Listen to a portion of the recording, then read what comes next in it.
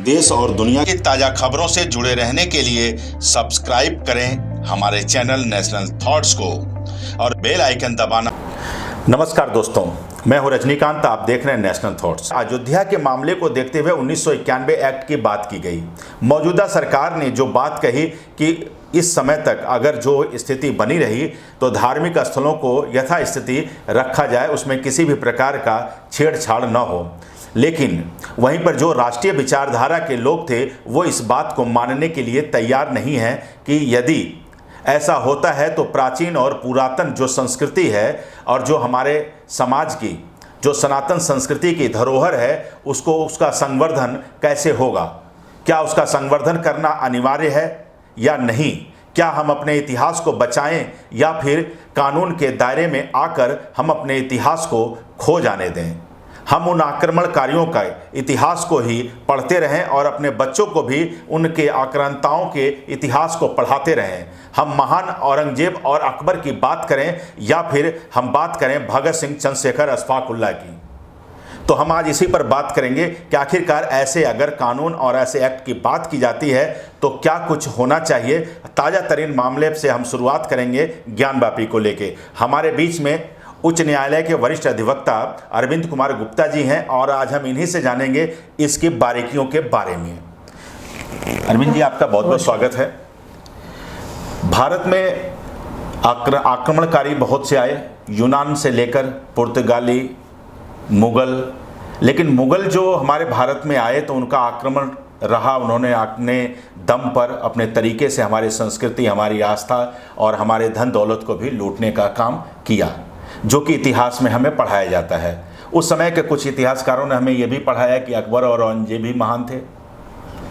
उसी प्रकार अगर हम बात करें ज्ञानवापी का, जो ताज़ा तरीन मामला है, भी आपने देखा दिल्ली में भी यहाँ पर कुतुब मीनार की बात आती है, वहाँ पर शिलालेख पे कुछ लिखा भी है, फिर भी हम आंखें मूंद लेते हैं।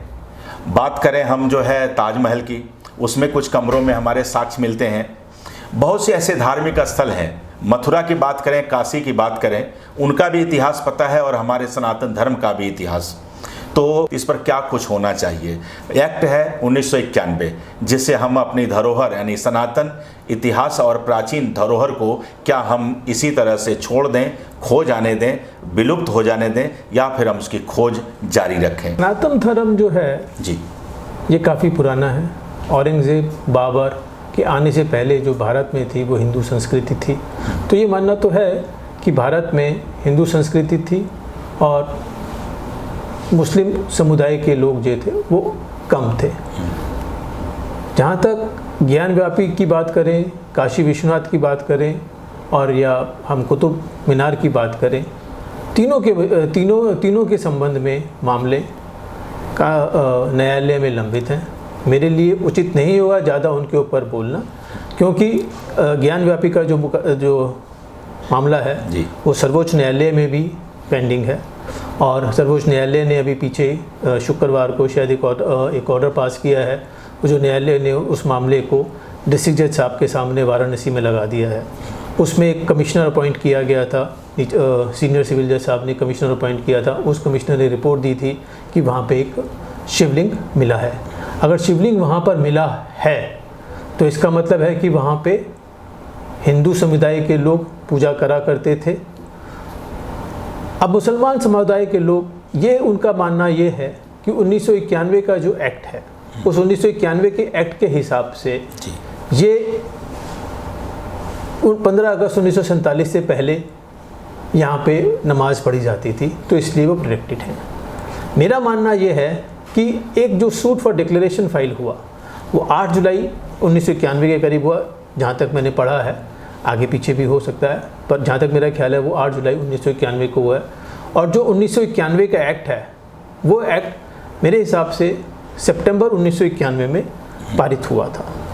पर उस एक्ट के हिसाब से कोर्ट के पास इतनी पावर है, कोर्ट इसको देख सकती है, चेक कर सकती है कि उस समय वहाँ पर कौन से समुदाय के लोग पूजा करते थे या वो जगह जो स्थान है वो किस समुदाय का धार्मिक स्थल था।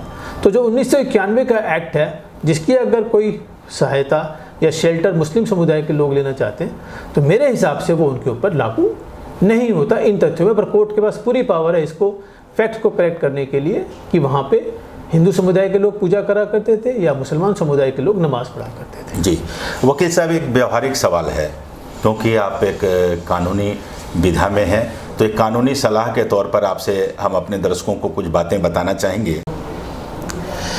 वकील साहब, सीधा सा सवाल है कि क्या हम अपनी धरोहर और अपनी संस्कृति को बचाने के लिए हमारी जो खोई हुई विरासत है, हम उसके लिए कुछ कर सकते हैं या नहीं? तिवारी जी इसका जो जवाब है बड़ा छोटा सा, सीधा सा, आसान सा जवाब है जी। माननीय सर्वोच्च न्यायालय की संवैधानिक 5 जजों की पीठ ने अयोध्या के केस में पूरा जजमेंट किया है। उसमें भी हमारा दावा यही था सनातन धर्म का कि अयोध्या में बाबरी मस्जिद नहीं थी, यहाँ पे मंदिर था। उस जो न्यायालय का जो आदेश है उसमें सारी बातें लिखी हुई हैं। उसमें सारी बातें ये बोली गई हैं कि अगर किसी का कोई क्लेम है तो उसको वहाँ पे सिद्ध करना।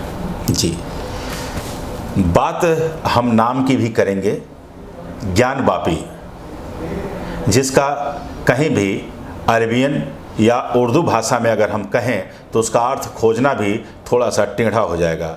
ज्ञान का कुआं, ज्ञान का तालाब, ज्ञान का वो कूप जिसके लिए आज हम बात कर रहे हैं।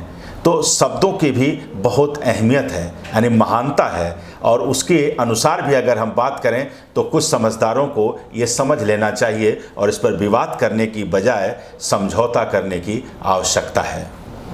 तो आज के लिए बस इतना ही, फिर हम लेकर चलेंगे अगली कड़ी में, अगले पड़ाव में, अगले किसी शख्सियत के पास। नमस्कार।